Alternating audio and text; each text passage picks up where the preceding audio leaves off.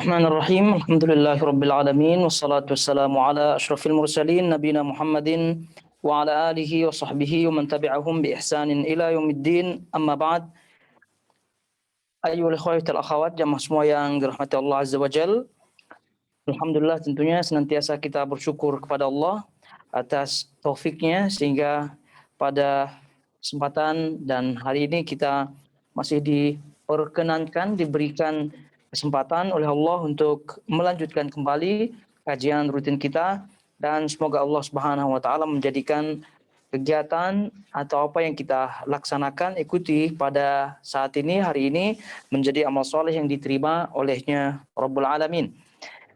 Kemudian selanjutnya kita pada halaqah atau kajian kali ini kita akan melanjutkan bahasan kitab Kasyfus Syubhat yang tentunya tulisan daripada Syekh Muhammad bin Abdul Wahhab rahimahullahu taala, dan kita telah melalui beberapa syubhat dan terutama 3 syubhat utama yang beliau sebutkan.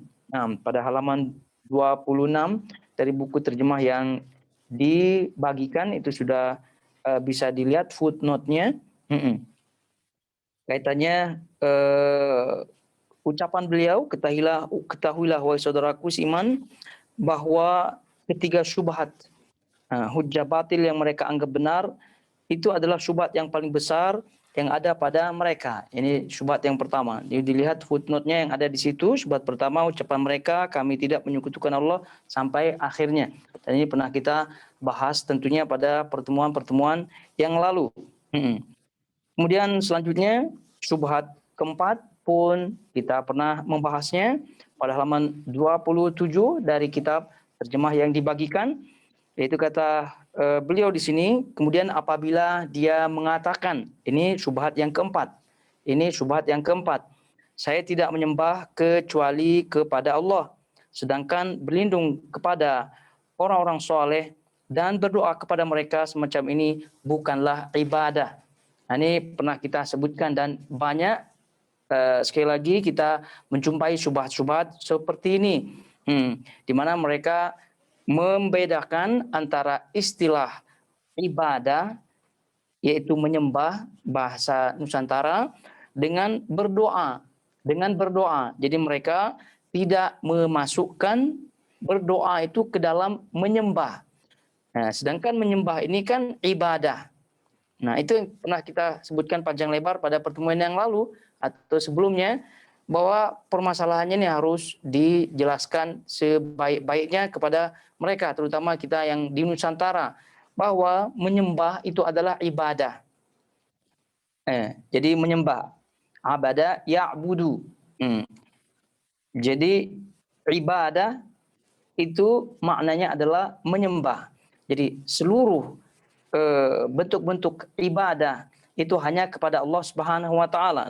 Termasuk ibadah adalah berdoa. Jadi ucapan saya tidak menyembah kecuali kepada Allah, sedangkan berlindung kepada orang soleh dan berdoa kepada mereka semacam ini bukanlah ibadah.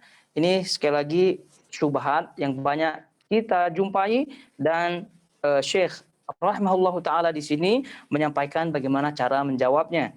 Di situ beliau sebutkan 2 jawaban. Dua jawaban. Jawaban pertama itu kata beliau, maka katakan kepadanya, bukanlah kamu mengakui bahwasanya Allah telah mewajibkan kepadamu pemurnian ibadah hanya untuknya, sampai akhir kata beliau rahimahullahu taala di sini. Ini adalah jawaban yang pertama. Kemudian selanjutnya jawaban yang kedua itu pada halaman 29. Halaman 29, dia pasti akan mengakui dan mengatakannya. Kemudian ini, dan katakan kepadanya lagi orang-orang musyrik yang mana Al-Quran telah turun menjelaskan tentang keadaan mereka, apakah mereka dulu senantiasa menyembah malaikat, orang-orang soleh, Al-Latah, dan yang lainnya, sudah pasti dia akan mengatakannya. Jadi itu secara ringkas dari jawaban beliau dari apa yang beliau tulis di sini berkaitan dengan syubhat yang keempat. Jadi syubhat yang keempat itu beliau berikan 2 jawaban. Jawaban yang pertama halaman 27 paragraf 1, 2, 3 di situ kata beliau, maka katakan kepadanya, bukankah kamu sampai akhir dari ucapan beliau pada halaman 29 tadi kita sebutkan, pada paragraf yang kedua. Paragraf yang kedua. Jadi itu jawaban yang kedua. Dan katakan kepadanya lagi orang-orang musyrik sampai akhirnya pada perkataan sudah pasti dia akan mengatakannya. Ya tentu yang bisa mengikuti adalah mereka yang memiliki buku. Silakan bisa di-download ini buku atau terjemahan daripada kitab Kasyfus Syubhat sehingga bisa diikuti isyarat-isyarat yang tadi kita isyaratkan. Karena kalau tidak kita sudah menyampaikan rinciannya pada pertemuan yang lalu. Baik. Itu dari jawaban kedua. Sekali lagi halaman 29 dari ucapan beliau, dan katakan kepadanya lagi orang musyrik sampai akhir paragraf berapa itu 123 ya 123 dari halaman 29. Jadi sampai akhir kata beliau memiliki kedudukan tinggi dan syafaat, hal ini jelas sekali. Itu titik pada paragraf yang ketiga, itu adalah jawaban yang kedua dari syubhat yang keempat. Baik, sekarang kita melihat syubhat yang kelima. Jadi katanya di sini syubhat yang kelima, fa in qala atunkiru syafa'ata Rasulillah sallallahu alaihi wasallam wa tabra' minha faqul la unkiruha wa la atabarra'u minha bal huwa sallallahu alaihi wasallam asy-syafi' al-musyaffa' wa arju syafa'atahu walakinna asy-syafa'atu kullaha lillah kama qala Allah taala qulillah syafa'atu jami'an. Baik, ini sekali lagi syubhat yang kelima. Apa kata mereka dalam syubhat ini? Kata beliau, kalau dia mengatakan, yaitu mengatakan syubhat, apakah engkau mengingkari syafaat Rasulullah SAW dan berlepas diri daripadanya? Ini berkaitan dengan syafaat. Kalau yang tadi sekali lagi syubhat yang keempat berkaitan dengan mereka tidak memasukkan doa ke dalam macam-macam ibadah, atau dengan bahasa Nusantara kita penyembahan. Sehingga penyembahan menurut mereka merujuk kepada syubhat yang keempat adalah sujud, ruku, apalagi macam-macam gerakan sholat itu saja. Adapun doa mereka tidak masukkan, dan ini telah kita sebutkan bantahannya sesuai keterangan-keterangan para ulama. Nah, ini kemudian selanjutnya mereka menyebutkan, apakah engkau mengingkari syafaat Rasulullah SAW dan berlepas diri padanya? Nah, ini tentu perangkap ya. Dan ini banyak celah atau banyak tuduhan-tuduhan kepada beliau rahimahullahu taala dari zaman beliau sampai zaman kita sekarang yang mengikuti dakwah beliau, dakwah tauhid. Banyak tuduhan-tuduhan di mana tuduhan-tuduhan menyebutkan mereka yaitu golongan Wahabi, kata mereka, tidak menetapkan syafaat, tidak menetapkan adanya syafaat dari Nabi Shallallahu Alaihi Wasallam. Dan tentu ini sangat-sangat jelas ya, wadih jiddan, sangat jelas sekali perkara ini bagi Ahlus Sunnah wal Jamaah, bagi pengikut manhaj metode salaf. Dalam hal ini sudah jelas sekali tidak ada yang mengingkari syafaat Nabi Shallallahu Alaihi Wasallam. Cuma dan bahkan Syekh Muhammad bin Abdul Wahab rahimahullah taala dalam majmu' mu'allafatnya itu nyata-nyata menyatakan bahwa tuduhan-tuduhan itu adalah bohong semata, bahwa mereka menuduh kami tidak menetapkan adanya syafaat dari Nabi Shallallahu Alaihi Wasallam. Sekali lagi itu adalah bohong. Ini kata beliau rahimahullah taala, kami menetapkan syafaat. Itu di tulisan-tulisan beliau yang lain. Kemudian di sini nanti akan kita menjumpai dari jawaban-jawaban beliau sangat jelas. Beliau mengikuti dalil-dalil daripada Al-Quran berkaitan dengan syafaat Nabi SAW. Nah, balik kepada syubhat yang kelima ini yang mengatakan, apakah engkau mengingkari syafaat Rasulullah SAW dan berlepas diri daripadanya? Ini tentu perangkap tadi kita sebutkan. Perangkap dari mereka agar harapannya Syekh ya, mengatakan tidak mengingkari ya, agar Syekh mengakui adanya syafaat dari Nabi Shallallahu Alaihi Wasallam. Kemudian selanjutnya menurut jebakan mereka, yaitu Syekh rahimahullahu taala membenarkan berdoa kepada Nabi Shallallahu Alaihi Wasallam dalam rangka meminta syafaatnya. Nah, ini tentu strategi panjang ya bagi mereka. Namun strategi panjang seperti ini ya tidak berlaku kepada ahli ilmu. Ya, tidak berlaku kepada ahli ilmu. Ya boleh-boleh saja ya strategi seperti itu, namun sekali lagi kepada ahli ilmu ini tidak berlaku. Oleh karena itu kata beliau rahimahullahu taala, maka jawablah. Nah, jadi jawaban syubhat yang kelima tadi tujuannya adalah untuk memasukkan Syekh kepada perangkap dua perangkap, dan dua-duanya menurut mereka ya harapan mereka Syekh akan kalah tentunya. Nah, itu tidak ada jawaban. Kalau dia menjawab, ya saya mengingkari, ya berarti ini menyelisih dalil-dalil daripada Al-Quran. Itu tidak ada jelas, berarti Syekh ini menyimpang. Ya, kemudian selanjutnya kalau dia bilang iya, saya menetapkan, berarti itu mereka simpulkan bahwa Syekh membenarkan berdoa atau meminta kepada Nabi SAW agar mendapatkan syafaatnya. Nah, gitu nih maksud daripada syubhat ini. Itu perangkap seperti ini. Baik. Nah, jadi kata beliau, maka jawablah. Nah, gitu. Ini diterangkan kepada kita, maka jawablah. Saya sama sekali tidak mengingkari syafaat itu, juga tidak berlepas diri darinya. Bahkan saya meyakini bahwa beliau adalah asy-syafi', yang memberi syafaat, yaitu Nabi SAW, dan musyaffa', mendapatkan hak memberi syafaat dari Allah. Dan saya benar-benar mengharap syafaat beliau itu. Akan tetapi bagaimanapun juga, semua syafaat itu kepunyaan Allah semata sebagaimana yang difirmankannya. Nah, baru beliau terangkan sekarang hakikat daripada syafaat tersebut. Dari syarat-syaratnya dan seterusnya. Dan ini tentu pernah kita lalui bersama detail-detailnya di dalam bahasan Kitabut Tauhid. Di mana di situ kita bahas dengan rinci berkaitan dengan masalah syafaat.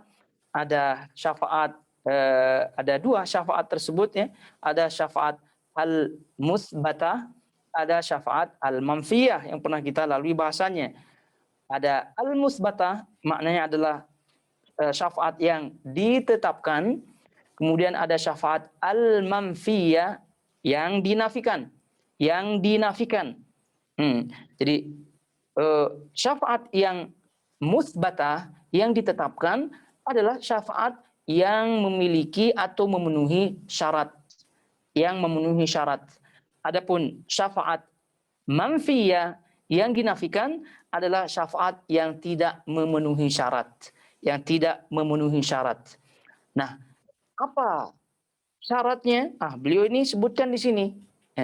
Apa syaratnya? Sekali lagi beliau sebutkan di sini, sehingga yang tidak memenuhi syarat maka itu yang namanya syafaat manfiyah yang dinafikan. Jadi sudah confirm syafaat orang-orang kufar itu tentu dinafikan karena sudah jelas tidak memenuhi syarat. Baik, syarat-syaratnya ya, melalui penjelasan beliau di sini kita akan memahami sekaligus sebagai murojaah apa yang pernah kita dapatkan di dalam Kitabut Tauhid, juga dari karya beliau sebagaimana kita ketahui bersama. Baik. Jadi kata beliau rahimahullahu taala, akan tetapi bagaimanapun juga semua syafaat itu kepunyaan Allah semata sebagaimana yang difirmankannya, qul lillahi syafa'atu jami'an, katakanlah hanya kepunyaan Allah syafaat itu semuanya. Nah, ini ayat surah Az-Zumar 44, surah Az-Zumar ayat 44 ini sangat-sangat tegas ya, membatasi bahwasanya yang memiliki syafaat itu hanya Allah. Maka itu disebut qul lillahi, lillah, lam yang ada pada lafzul jalalah itu lam yang menunjukkan kepemilikan. Lam al-milkiyah namanya. Lam yang menunjukkan kepemilikan. Sehingga ini ayat ini membatasi syafaat itu hanya dimiliki oleh Allah Subhanahu wa taala saja. Lalu bagaimana Nabi SAW disebut sebagai asy-syafi' tadi, yang memberi syafaat? kemudian musyaffa mendapatkan hak memberi syafaat dari Allah, itu semua sumbernya dari pemilik asalnya, yaitu Allah Subhanahu wa taala. Jadi kalau pemilik asalnya memberikan ya orang lain hak ya untuk memberikan syafaat, maka orang lain tersebut boleh atau bisa memberikan syafaat. Tapi bukan berarti orang yang diberikan hak untuk memberikan syafaat tersebut disebut sebagai pemilik syafaat. Tidak. Yang memiliki syafaat murni hak Allah Subhanahu wa taala. Maka tadi qul lillahi. Lillahi, lam di situ lam al-milkiyah. Tadi kita sebutkan lam yang menunjukkan kepemilikan. Maka dari sini diketahui apabila ada yang mengatakan syafaat itu milik, ada yang memilikinya selain Allah, dari nabi lah, dari malaikat lah, maka itu adalah kemusyrikan atau kesyirikan yang nyata. Kesyirikan yang nyata. Baik. Nah, ini asas yang pertama sekali, pegangan yang harus dipegang yaitu ayat ini. Qul lillahi syafa'atu jami'a. Katakanlah hanya kepunyaan Allah syafaat itu semuanya. Jadi walaupun tadi kita ulangi Nabi disebut asy-syafi', pemberi syafaat, al-musyaffa', mendapatkan hak umrah, itu semua tidak menunjukkan Nabi SAW sebagai pemilik. Tidak.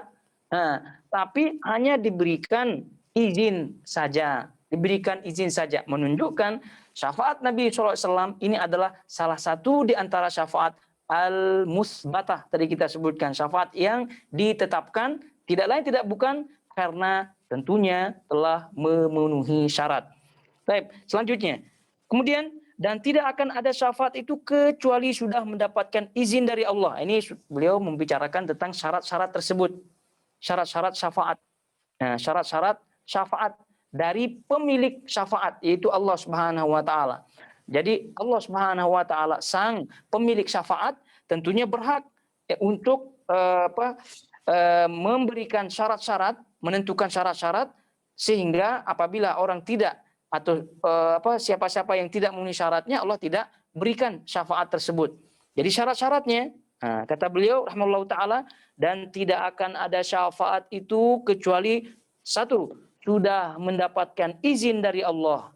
Ini syarat yang pertama dan ini sudah kita lalui bersama di dalam bahasan kitab Tauhid. Sekali lagi, ini syarat syafaat al-musbatah yang ditetapkan. Yang pertama, sudah mendapatkan izin dari Allah.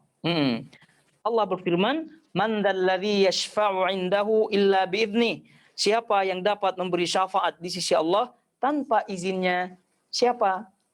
Nah, ini pertanyaan tidak perlu dijawab karena sudah pasti jawabannya tidak ada. Jawabannya sudah pasti, tidak ada. Siapa yang dapat memberikan syafaat di sisi Allah tanpa izinnya? Tidak ada. Kenapa? Karena tadi qul lillahi syafa'atu jami'a. Katakanlah hanya kepunyaan Allah, syafaat itu semuanya. Jadi tidak akan lepas syafaat itu kecuali atas izin Allah Subhanahu wa taala. Jadi syarat yang pertama ini adalah mendapatkan izin dari Allah Subhanahu wa taala.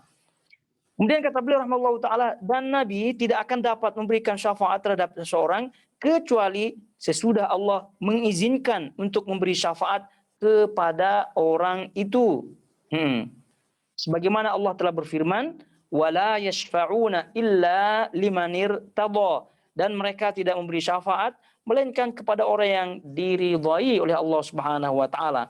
Berarti ini adalah syarat yang kedua daripada syarat syafaat al-musbatah yang ditetapkan. Kita ulangi, syarat yang pertama adalah mendapatkan izin dari Allah. Kemudian syarat yang kedua, ridho dari Allah atas atau kepada orang yang akan diberikan syafaat. Ridho dari Allah kepada orang yang akan diberikan syafaat. Oleh karena itu kata beliau rahimahullahu taala di sini, dan Nabi tidak akan dapat memberi syafaat. Ya, kenapa Nabi tidak memberikan syafaat? Padahal kan sudah diizinkan oleh Allah Subhanahu wa taala. Sudah masuk syarat yang pertama, yaitu diizinkan oleh Allah Subhanahu wa taala. Dalam ayat tadi tidak ada yang dapat memberikan syafaat di sisi Allah kecuali yang diberikan izin oleh Allah Subhanahu wa taala. Siapa yang dapat memberi syafaat di sisi Allah tanpa izinnya? Ini tadi Al-Baqarah 255. Tidak ada. kecuali yang diizinkan. Nah, Nabi SAW kan confirm sudah diizinkan. Lalu kenapa beliau sebutkan dan Nabi tidak akan dapat memberikan syafaat terhadap seseorang? Nah, ya, tidak lain tidak bukan karena harus ada syarat yang kedua. Harus ada syarat yang kedua, yaitu Allah mengizinkan untuk memberi syafaat kepada orang itu. Artinya tadi kita sebutkan ada ridho dari Allah kepada orang yang akan diberikan syafaat. Jadi kalau Allah tidak ridho kepada orang yang akan diberikan syafaat, walaupun orang yang akan memberikan syafaat diberikan izin untuk memberikan syafaat, maka syafaat tersebut tidak akan berlangsung, tidak akan terjadi, tidak akan terlaksana. Ayatnya, dalilnya sudah jelas. Surah Al-Anbiya ayat 28. Wala yashfa'una illa liman irtadha. Dan mereka tidak memberi syafaat melainkan kepada orang-orang yang diridhoi oleh Allah Subhanahu wa taala. Dan ini yang ditekankan oleh para ulama semacam Syekhul Islam Ibnu Taimiyah, terlebih lagi Ibnu Qayyim rahimahullah taala dalam Madarijus Salikin, beliau tekankan berkaitan dengan syarat-syarat syafaat ini. Kata beliau, banyak orang yang tidak mengetahui tentang syarat-syarat syafaat ini sehingga mereka mengharapkan memahami syafaat tersebut dengan salah. Jadi mereka minta-minta syafaat dengan tabarruk, dengan berdoa kepada selain Allah dan yang lain-lain daripada akibat pemahaman yang salah daripada syafaat. Jadi sekali lagi syafaat al-mutsbata yang ditetapkan itu memiliki dua syarat. Syarat yang pertama izin dari Allah Subhanahu wa taala kepada orang yang akan memberikan syafaat seperti nabi. Kemudian yang lain-lainnya dari amalan-amalan juga ada, malaikat tentunya juga. Kemudian amalan-amalan jenis amalan puasa, jenis amalan baca Quran dan yang lainnya dari hal yang diizinkan oleh Allah Subhanahu wa taala melalui hadis-hadis Nabi SAW yang sahih. Kemudian selanjutnya yang kedua adalah adanya ridho tadi, adanya ridho. Nah, ini yang paling penting. Oleh karena itu seorang selalu bergantung kepada Allah Subhanahu wa taala. Di dalam berdoa atau di dalam keinginannya untuk mendapatkan syafaat, terutama syafaat Nabi Shallallahu Alaihi Wasallam. Sebagaimana yang kita selalu amalkan ya, doa setelah adzan. Di doa setelah adzan tidaklah ada kata Nabi SAW yang berdoa setelah adzan seperti yang disebutkan Allahumma rabb hadhihi da'wati tamah wa salatil qa'imah ati Muhammadanil wasilata wal fadilah sampai akhirnya. Kemudian halat lahu syafaati, dia akan mendapatkan syafaatku nanti tentunya pada hari kiamat. Itu pun belum tentu sebagai jaminan. Karena apa? Karena adanya ridho dari Allah Subhanahu wa taala. Oleh karena itu mau tidak mau kita tentunya ekstra keras dalam berusaha untuk mendapatkan syafaat Nabi SAW sejak sekarang ini. Jadi bergantung usaha kita, bergantung doa kita, bergantung ketulusan kita kepada Allah Subhanahu wa taala. Dan itu yang dinyatakan oleh Syekhul Islam Ibnu Taimiyah rahimahullahu taala, sejauh mana keikhlasan seseorang ya dalam mengagungkan Allah Subhanahu wa taala, maka sebesar itulah peluangnya mendapatkan syafaat. Jadi semakin besar keikhlasan kita kepada Allah Subhanahu wa taala dalam beramal, mengagungkan Allah Subhanahu wa taala, mentauhidkan Allah Subhanahu wa taala, maka semakin besar peluang kita untuk mendapatkan syafaat. Dari orang-orang yang diberikan izin oleh Allah Subhanahu wa taala untuk memberikan syafaat. Baik. Kemudian kata beliau rahimahullahu taala halaman 31, sedangkan Allah sendiri hanya ridha kepada tauhid. Sedangkan Allah sendiri hanya ridha kepada tauhid. Seperti yang difirmankannya, wa may yabtaghi ghairal islami dinan falan yuqbala minhu. Barang siapa mencari agama selain agama Islam, maka sekali-kali tidaklah akan diterima agama itu daripadanya. Jadi ini sudah ada kelihatan syarat-syarat orang-orang yang akan diberikan ridho oleh Allah Subhanahu wa taala, yaitu tauhid. Kenapa demikian? Karena Allah tidak akan menerima selain agama tauhid, yaitu agama Islam. Jadi bagi orang yang non-muslim, kafir, musyrik dan seterusnya, tentu tidak akan diridhai oleh Allah Subhanahu wa taala untuk mendapatkan syafaat tersebut, sehingga syafaatnya bukan al-mutsbatah lagi tapi berbalik menjadi al-manfiyah. Ini yang dinafikan. Kemudian kata beliau rahimahullah taala, masih halaman 31 paragraf yang kedua, jadi jika syafaat itu semuanya kepunyaan Allah dan tidak akan ada kecuali sesudah mendapatkan izin Allah. Sedang Nabi sendiri dan yang lainnya tidak dapat memberi syafaat terhadap seseorang sebelum Allah mengizinkannya untuk memberi syafaat kepada seorang itu, serta syafaat itu hanya diizinkan untuk ahli tauhid, maka dari sini menjadi jelas dan teranglah bagi Anda yang menyampaikan syubhat tadi, bahwasanya syafaat itu semuanya kepunyaan Allah dan saya akan memohon syafaat itu dari Dia. Untuk itu saya berdoa, ya Allah, berikanlah beliau hak memberikan syafaat. Ya Allah, janganlah Engkau jadikan aku orang yang tak mendapatkan bagian dari syafaat Nabi. Ya Allah, berilah beliau hak memberi syafaat untukku dan doa-doa yang sejenisnya. Jadi bahkan kita berdoa kepada Allah Subhanahu wa taala agar Allah memberikan syafaat itu kepada Nabi SAW, kemudian meridhai kita semua, Nah, ini tentu syubhat semacam ini banyak ya. Tentunya yang kita dapatkan juga tidak kalah seperti syubhat-syubhat sebelumnya, di mana mereka pergi ke kuburan-kuburan. Kalau Nabi sudah jelas ya di Madinah, apabila mereka umroh, ya tentu mereka ya paling tidak curi-curi waktu di situ, curi-curi kesempatan untuk berdoa di kuburan Nabi SAW di situ. Kemudian dikiaskan selanjutnya kepada orang-orang soleh yang pernah kita lalui syubhat-syubhatnya. Ya tidak lain karena syafaat. Nah, syafaat yaitu memberikan manfaat nantinya di hari kiamat. Karena kalau Nabi SAW kata mereka, logika mereka gitu ya, akal mereka, pendapat mereka, kalau Nabi SAW itu memiliki syafaat, ya tentunya ya, kita boleh meminta kepadanya, itu berdoa kepadanya. Ya, ini tentu pertama logika yang salah dari sisi dalilnya. Dalilnya sudah jelas, qul lillahi syafa'atu jami'an, katakanlah hanya kepunyaan Allah syafaat itu semuanya.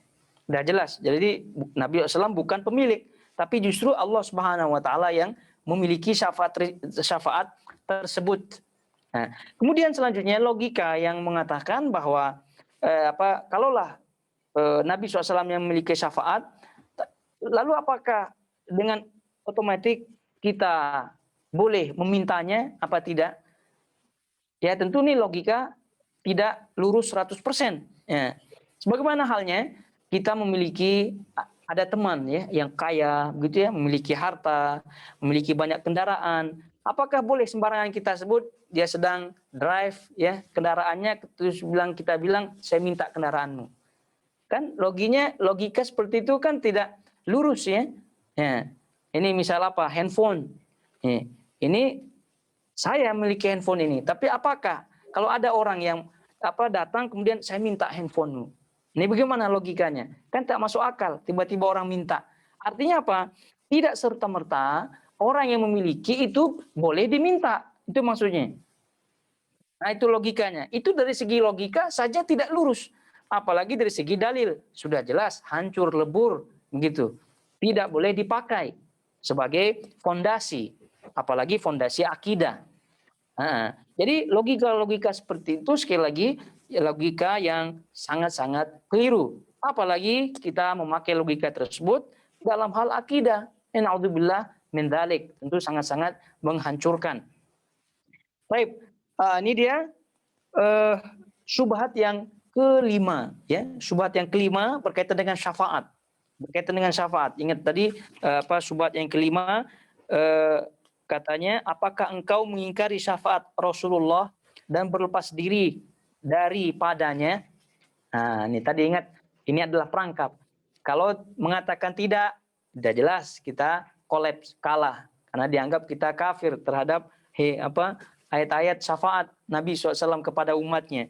Kalau bilang iya, berarti seolah-olah mereka mengatakan, nah kita sudah masuk ke dalam perangkapnya. Sehingga akan menyesuaikan seperti logika-logika mereka tadi. Walhal alhamdulillah tadi dah kita sebutkan sisi kerusakan daripada logikanya, baik dari segi nakal ataupun dari segi akal. Akal maupun nakal, yaitu dalil-dalil Al-Quran maupun sunnah. Baik. Kemudian selanjutnya kita lihat syubhat yang ke-6. Masih halaman 31, namun itu sudah masuk syubhat yang ke-6. Baik. Apabila dia mengatakan Nabi telah diberi hak memberi syafaat, lalu saya memohon kepada beliau sebagian apa yang telah Allah berikan kepada beliau. Ini syubhat juga. Berarti ini kalau tidak menerima dalil-dalil yang kita sebutkan tadi, ya, dari pernyataan Al-Quran berkaitan dengan hanya Allah yang memiliki syafaat. Kemudian Allah menyebutkan syarat-syarat syafaat yang al-mutsbatah yang ditetapkan, dua syarat tadi tidak juga diterima olehnya, masih juga dengan syubhat yang ke-6 mereka menyebutkan Nabi telah diberi hak memberi syafaat. Oke, berarti dia telah mengakui syafaat itu hanya milik Allah berdasarkan surah Zumar ayat 44 tadi. Tapi ini kan hak kan diberikan oleh Nabi, oleh Allah Subhanahu wa taala. Jadi kata mereka, Nabi telah diberi hak memberi syafaat. Lalu saya memohon kepada beliau sallallahu alaihi wasallam sebagian apa yang telah Allah berikan kepada beliau. Minta sebagian saja. Ini juga logika jawabannya tadi. Jadi tidak semestinya orang yang memiliki boleh diminta. Tidak semestinya seperti itu logikanya. Tidak seperti 1 tambah 1 kemudian 2. Tidak demikian. Atau 2 tambah 2, 4. Tidak demikian. Tidak seperti ilmu matematika. Tidak. Ini ilmu logika seperti ini keliru. Tidak semua yang memiliki itu lantas kita boleh minta sembarangan. Namun apa jawabannya dari beliau rahimahullahu taala? Beliau memberikan jawaban ada dua jawaban yang beliau berikan kepada kita melalui buku ringkasnya ini. Buku ringkasnya, tapi luar biasa. Baik. Maka jawabannya sebagai berikut. Ini berarti jawaban yang pertama dari syubhat yang ke-6. Jadi syubhat yang ke-6, kononnya orang ini sekali lagi telah mengakui sepakat dengan kita bahwa syafaat itu semuanya milik Allah. Namun Nabi diberikan hak untuk memberi syafaat, maka dinamakanlah beliau asy-syafi', al-musyaffa' dan seterusnya. Nah, jadi tidak ada salahnya kita, kata orang yang menyebutkan syubhat, meminta kepada beliau, mohon kepada beliau sebagian apa yang telah Allah berikan kepada beliau.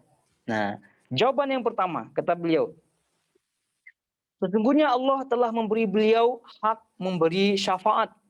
Tapi dia, yaitu Allah Subhanahu wa taala, melarang kamu berdoa memohon kepada Nabi. Untuk itu Allah berfirman, "Fala tad'u ma'allahi ahadan." Maka janganlah kamu berdoa kepada seseorang di samping berdoa kepada Allah. Ini adalah bentuk daripada syirik kepada Allah Subhanahu wa taala. Karena doa bagian daripada ibadah yang artinya menyembah kepada Allah Subhanahu wa taala. Jadi kalau beribadah kepada selain Allah dengan macam-macam ibadah apapun, maka itu termasuk syirik. Nah, terkhusus untuk doa, ya, ini kita jawab ya. Kita jawab syubhatnya dan jawaban kita ini kita sambungkan gitu ya supaya lebih nyambung dengan syubhat yang mereka sebutkan. Jadi syubhat mereka tadi, saya memohon atau berdoa gitu ya. Saya memohon berdoa kepada beliau Nabi sallallahu alaihi wasallam sebagian apa yang telah Allah berikan kepada beliau, yaitu berupa hak syafaat tadi, sebagiannya saja. Nah, kata beliau, sesungguhnya Allah telah memberi beliau hak, benar. Allah memberikan hak kepada beliau, memberikan izin kepada Nabi sallallahu alaihi wasallam untuk memberi syafaat. Tapi ingat, Tapi ingat, Allah melarang kamu berdoa memohon kepada Nabi. Nah, itu harus digarisbawahi. Jangan pula tertutupi karena syafaat, main seenaknya berdoa. Jangan sampai demikian lalu rasa krusuk kemudian menabrak menabrak undang-undang larangan yang lebih dahsyat lagi, yaitu berupa doa. Karena apapun alasannya, ujung-ujungnya kan minta. Ujung-ujungnya kan minta. Dan minta itu adalah doa. Udah jelas Allah Subhanahu wa taala sebut, maka janganlah kamu berdoa kepada seseorang. Ini seorang umum. Mau nabi lah, mau malaikat lah, apa saja. Di samping berdoa kepada Allah. Kepada Allah. Jadi fala tad'u ma'allahi ahadan. Ahadan ini nakirah. Nakirah. Fi siyaq nafi. Atau nahi. Jadi kalau nakirah ya dalam konteks larangan atau dalam konteks penafian itu menurut ilmu usul ya itu disebut sebagai keumuman, umum. Itu salah satu di antara lafaz-lafaz umum. Jadi ahadan itu di situ nakirah ya, seseorang. Nakirah. Jadi kalau udah nakirah ini dan nakirah dalam konteks apa? Larangan. Jadi kalau udah konteks larangan maka nakirah tersebut lafaz kata nakirah menunjukkan umum. Kalau udah menunjukkan umum tidak ada yang dikecualikan padanya. Maka masuk keseluruhannya, mau nabi, malaikat, jin, apalagi sahabat, orang saleh dan semua. Maka janganlah kata Allah Subhanahu wa taala kamu minta berdoa kepada seseorang. Tadi kita sebutkan umum orangnya ini. Di samping berdoa kepada Allah Subhanahu wa taala ada jelas. Nah, ini larangan mau diapakan ini? Memang Nabi SAW mendapatkan hak dari Allah Subhanahu wa taala, diberikan izin untuk memberikan syafaat oleh Allah. Memang. Tapi apakah dengan itu kita boleh minta berdoa kepada Nabi SAW? Ya tentu tidak. Lagi-lagi balik kepada logika dari segi naql Al-Quran dah membantahnya tadi ini, ataupun dari segi akal. Akal pun tidak lurus akalnya seperti tadi. Baik, ya jelas. Itu jawaban yang pertama. Kemudian jawaban yang kedua, kata beliau rahimahullahu taala halaman 32 dan juga. Nah, ini sebagai bentuk jawaban kedua. Kalau tadi jawaban yang pertama. Nah, jawaban kedua. Dan juga bahwasanya syafaat itu juga diberikan kepada selain Nabi. Jadi bukan hanya Nabi saja, Nabi SAW saja yang diberikan hak, diberikan izin untuk memberikan syafaat. Kata beliau, syafaat itu juga diberikan kepada selain Nabi. Yakni Allah memberikan izin kepada selain Nabi. Maka benar bahwasanya para malaikat akan memberi syafaat. Artinya malaikat pun diberikan hak, diberikan izin untuk memberikan syafaat. Begitu juga para wali itu akan memberikan syafaat. Orang-orang soleh memberikan syafaat. Lalu, apakah kamu mengatakan sesungguhnya Allah telah memberi kepada mereka, orang yang disebut di atas itu, hak memberikan syafaat. Dan saya memohon syafaat itu dari mereka. Gitu tidak kamu? Demikian tidak?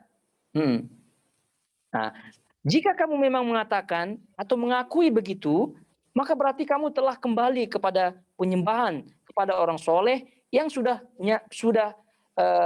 nyatakan Allah dalam kitabnya. Jadi Allah nyatakan dalam kitabnya. Akan tetapi jika kamu mengatakan tidak mengatakan seperti ucapan di atas, maka menjadi batallah ucapanmu terdahulu. Yaitu Allah telah memberi kepada beliau hak memberi syafaat, lalu saya memohon kepada beliau sebagian apa yang sudah Allah berikan padanya. Baik, ini jawaban yang kedua. Jadi jawaban yang kedua, setelah jawaban yang pertama kita tembak tentunya, sekak istilahnya ya. Kita tembak dengan Al-Quran yang melarang berdoa kepada selain Allah Subhanahu wa taala. Maka bentuk memohon kepada Nabi SAW atas dasar Nabi diberikan hak syafaat oleh Allah Subhanahu wa taala itu sama sekali tidak membenarkan dan tidak menghalalkan ayat surah Al-Jin 18 ini. Karena ini larangan berdoa kepada siapapun kecuali Allah Subhanahu wa taala. Kemudian yang kedua, kita ulangi jawaban yang kedua, kita juga mengingatkan orang yang menyebutkan syubhat ini bahwa yang diberikan hak untuk memberikan syafaat itu tidak hanya Nabi saja. Tidak hanya Nabi saja. Malaikat, orang soleh daripada wali-wali, bahkan puasa bentuk-bentuk amal soleh yang lainnya, Quran bahkan, itu Allah berikan hak, Allah berikan izin. Nah, pertanyaannya adalah apakah kamu melakukan hal yang sama apa tidak? Nah, kenapa bab Nabi, ya, bab Nabi, bab syafaat Nabi, kamu pergunakan yang tadi alasannya, begitu. Nah, sekarang kepada malaikat, kepada wali, itu kamu kerjakan apa tidak? Artinya berdoa kepada mereka apa tidak? Nah, jadi kalau mereka mengatakan iya, berarti terjatuh kepada kesyirikan dan bahasan-bahasan sebelumnya. Bahasan-bahasan sebelumnya. Bagaimana mungkin seorang itu berdoa, kemudian doa ini tadi sudah kita sebutkan sebagai bentuk ibadah kepada Allah Subhanahu wa taala. Bagaimana mungkin seorang ketika di pertengahan atau di sepertiga malam berdoa kepada Allah dengan rintihan, dengan keinginan atau harapan yang sangat-sangat tinggi, lalu di hadapan wali-wali, ya, di hadapan kubur-kubur wali itu pun dia melakukan hal yang sama, bahkan lebih daripada itu, bahkan lebih khusyuk daripada itu. Nah, dan ini tentu kesyirikan yang nyata. Nah, kalau mereka melakukan yang sama, berarti mereka terjatuh kepada kesyirikan. Kalau mengatakan tidak, kami tidak melakukan itu kepada mereka-mereka, kepada malaikat, kepada orang soleh, walaupun mereka diberikan hak ya oleh Allah Subhanahu wa taala, namun kami tidak berdoa kepada mereka. Jadi kalau mereka tidak, maka kata beliau rahimahullahu taala, maka menjadi batallah ucapan terdahulu. Nah, jadi tidak ada gunanya. Jadi kata mereka syubhat-syubhat yang tadi dengan adanya hak dan seterusnya tidak ada gunanya. Kenapa tidak ada gunanya? Apa dalilnya membeda-bedakannya? Apa dalilnya melain-lainkannya? Harus ada dalilnya. Bahwasanya kenapa membedakan antara kalau Nabi boleh berdoa, kalau malaikat tidak boleh, padahal dua-duanya diberikan syafaat, diberikan hak syafaat, diberikan izin syafaat. Kenapa? Maka kata beliau rahimahullahu taala tidak ragu lagi, maka menjadi batallah ucapan terdahulu dari syubhat yang ke berapa itu? Keenam. Ya, syubhat yang keenam. Lagi-lagi ini logika balik pada logika tadi, nakal maupun akal. Nakal dah jelas, fala tad'u ma'allahi ahada. Akal, seperti yang beliau sebutkan di sini, jawaban yang kedua akalnya. Dan juga tadi kita sebutkan tidak serta-merta orang yang memiliki itu diminta. Kita malu kita. Ini orang jalan pikirannya apa begitu ya? Orang udah bagus-bagus kendaraannya, tiba-tiba stop, saya minta kendaraanmu. Gimana? Ya gitulah. Baik. Selanjutnya, syubhat ke-7. Baik. Syubhat yang ke-7. Ini halaman 32. Ya. Lalu, kalau dia mengatakan, jadi yang ada bukunya ya, antum tanda saja, itu syubhat pertama, kedua, ini sekarang syubhat yang ke-7. Karena kalau tidak ditulis di situ nanti namanya risalah beliau ini tidak seperti kitabut tauhid. Ya, kalau kitabut tauhid itu mudah untuk dideteksi. Ya, tapi kalau ini agak susah sedikit untuk dideteksi, untuk terlebih lagi memurojahkannya dan seterusnya. Jadi ditulis mana satu yang syubhat, yang pertama, kedua, kemudian ketika pada syubhat tertentu ada jawaban poin pertama, poin kedua, yang tadi contohnya pada syubhat yang ke-6. Baik, sekarang syubhat yang ke-7, halaman 32. Ditandai di situ, kata beliau rahimahullahu taala, lalu atau kemudian kalau dia mengatakan, ini syubhatnya, sama sekali tidak mempersekutukan sesuatu pun dengan Allah, dan sekali-kali tidak, akan tetapi berlindung iltija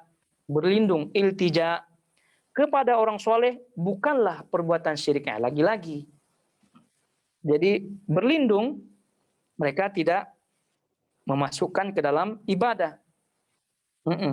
Sebagaimana halnya tadi doa.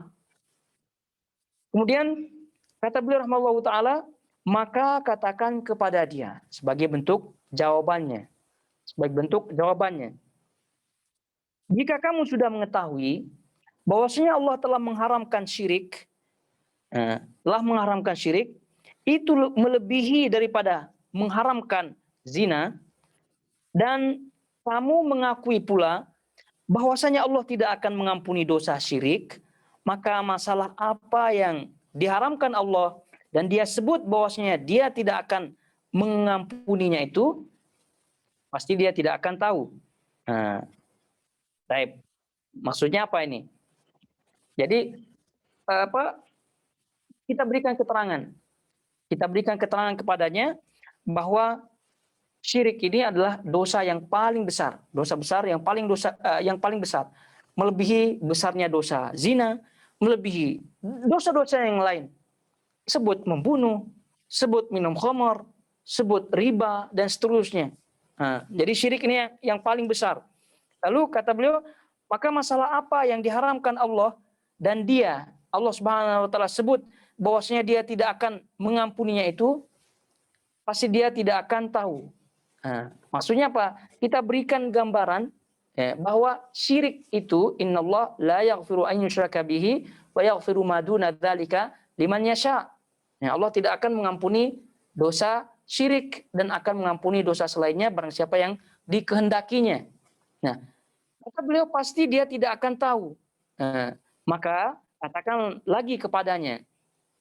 Lantas kemudian bagaimana kamu membebaskan dirimu dari melakukan syirik sementara kamu sendiri tidak mengetahui syirik itu?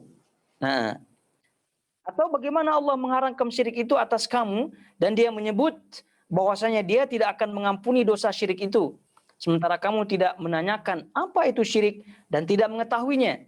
Apakah kamu mengira bahwa Allah mengharamkan syirik tapi tidak menerangkan kepada kita? Ini tentu ya mungkin lawan Syekh ini kan sepertinya pelajar juga ya. Ya sepertinya ini tidak sembarang juga lawan Syekh ini. Ini penekanan ya, bahasa penekanan daripada Syekh kepada orang yang menyebutkan syubhat tadi. Ya, tapi kalau di Nusantara nih sepertinya ya tidak tidak setaf lawan Syekh ini. Jadi Syekh ini kan mengajak kepada diskusi ilmiah nanti akhirnya. Jadi kalau mengikuti jawaban daripada Syekh ini sesuai dengan lawan debatnya, ya tentu beliau memberikan gambaran kebesaran daripada syirik, melebihi dosa-dosa besar yang diketahui oleh kaum muslimin, zina, bunuh, khamar dan seterusnya. Lalu bagaimana keadaan syirik itu? Dan tadi syubhatnya adalah akan tetapi berlindung kepada orang-orang soleh bukan perbuatan syirik. Ini syubhatnya. Katanya akan tetapi berlindung iltija kepada orang-orang soleh bukanlah perbuatan syirik. Ini kan membuat kita terperanjat ya, membuat kita kaget. Sebab itu tidak heran Syekh jawabannya pun menekan. Ya, kamu sudah mengakui gitu zina, membunuh dan seterusnya itu masih kecil ketimbang daripada syirik. Dan Allah menyatakan Allah tidak akan mengampuni dosa selain dosa syirik. Gitu. Lalu bagaimana ini keadaannya? Berarti Anda tidak tahu apa itu syirik. Gitu. Anda tidak tahu itu apa itu syirik. Dan apakah Anda dengan pernyataannya seperti ini, apakah Allah Subhanahu wa taala telah menyebutkan syirik, lalu Allah tidak menjelaskan macam-macam syirik? Gitu. Ya, tentu ada episode ya istilahnya. Berikutnya ini tidak sampai diam sampai di sini. Kalau orang ini terus apa itu syirik itu gimana? Itu itu. Jadi segeralah ambil kitab ya. Gitu, segeralah ambil kitab atau langsung saja Google artikel-artikel yang ada, siapkanlah dulu gitu kan.